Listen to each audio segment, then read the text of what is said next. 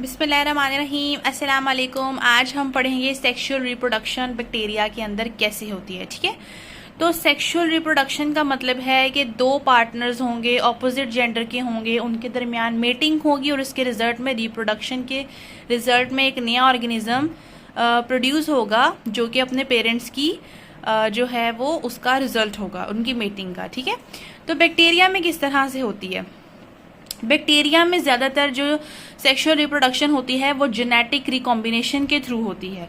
अब genetic recombination से हमें क्या समझ में आता है कि जीन्स होंगे और वो रिकम्बाइन करेंगे कि यानी अगर ये पार्टनर 1 है, ये अगर इसके जीन्स हैं, ये पार्टनर बी है और ये अगर इसके जीन्स है पार्टनर नंबर 2, तो इनके जीन्स क्या करेंगे, रिकम्बाइन करेंगे और एक नया इंडिविजुअल बना देंगे जिसमें कुछ जीन्स इसके होंगे और कुछ जीन्स इसके होंगे। ठीक है, तो इसको हम जो हमारा है फर्स्ट जनरेशन कहेंगे। ठीक है, तो जेनेटिक रिकॉम्बिनेशन से हमारे रिजल्ट में एक बैक्टीरिया आता है, दो बैक्टीरिया की मेटिंग के रिजल्ट में, इसको बोलते हैं जेनेटिक रिकॉम्बिनेशन टेक्नोलॉजी। ठीक है, इस लफ्ज़ से तो हमें यही समझ में आता है। आगे इसकी थोड़ी सी इलेबोरेशन देख लेते हैं। इसमें होता है होमोलोगस क्रोमोसोम्स होते हैं। होमोलोगस क्रोमोसोम्स, ये देखिए क्रोमोसोम्स का पेयर है, मैंने ऐसे ड्रॉ किया हुआ है। ठीक है, वैसे क्रोमोसोम्स ऐसे नहीं दिखते हैं।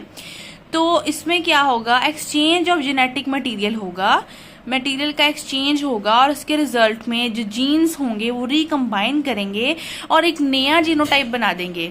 वो जो नया जीनोटाइप बनेगा वो डॉटर बैक्टीरिया का होगा और वही जेनेटिक रिकॉम्बिनेशन कहलाता है। ओके, लेकिन ये क्या है, बहुत प्रिमिटिव टाइप है सेक्सुअल रिप्रोडक्शन की।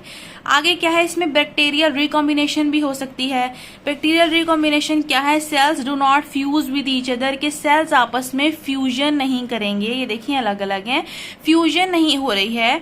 और क्या है, पोर्शन ऑफ डीएनए कि एक इसमें डोनर सेल होगा और एक रेसिपिएंट सेल होगा। तो जो डीएनए का पोर्शन है वो डोनर सेल से रेसिपिएंट सेल में ट्रांसफर हो जाएगा।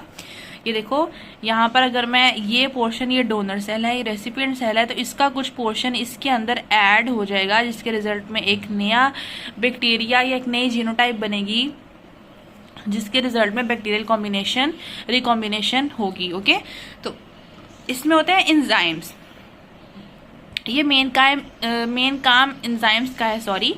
तो वो क्या करते हैं, यहाँ पे निक्स प्रोड्यूस करते हैं। ये देखें, जैसे कि अगर ये मैं एक बनाती हूँ एक जीनोटाइप, तो ये अगर डोनर है तो इसमें कुछ निक्स प्रोड्यूस होंगे, कुछ एंजाइम कट्स लगा देंगे। सपोज मैंने यहाँ से ये वाला जो हिस्सा है ये कट हो गया है। ठीक है, तो यानी अब कुछ इस तरह से दिख रहा है ये वाला जीनोटाइप।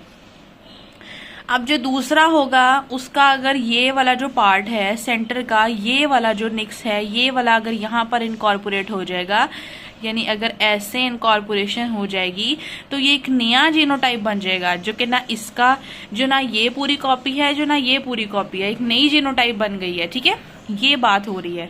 तो donor DNA is incorporated into the recipient DNA in the place of removal DNA. जहां डीएनए रिमूव हुआ है वहां पर आकर वो लगेगा और एक रिकॉम्बिनेंट डीएनए बन जाएगा। अब वो जो रेसिपिएंट सेल है जिसपे आके डोनर डीएनए लगा है तो वो एक रिकॉम्बिनेंट सेल बन जाएगा और रिकॉम्बिनेंट सेल्स में डीएनए होता है दोनों, डोनर सेल का भी और रेसिपिएंट सेल का भी। ये देखें, ये दरमियान वाला पोर्शन इस डीएनए का है, इस क्रोमोसोम का है, और ये वाला पोर्शन इसका है। तो जो डोनर डीएनए, जो रिकॉम्बिनेंट सेल है, वो दोनों, उसमें दोनों डीएनए होंगे, डोनर का भी और रेसिपिएंट का भी, इसलिए इसको रिकॉम्बिनेंट डीएनए कहते हैं। रिकॉम्बिनेंट डीएनए जो बैक्टीरियल रिकॉम्बिनेशन है वो आगे 3 फर्दर उसके मेन मेथड्स हैं। The first one is transformation, second one is conjugation and third one is transduction. ये हम हमारे आने वाले लेक्चर्स में डिस्कस करेंगे। आई होप आपको आज का लेक्चर अच्छे से समझ में आया होगा। एक जनरल ओवरव्यू दिया था मैंने आज के लेक्चर में। इंशाल्लाह हम अगली वीडियोज में इनको डिटेल में डिस्कस करेंगे। Till then stay positive. अल्लाह हाफिज।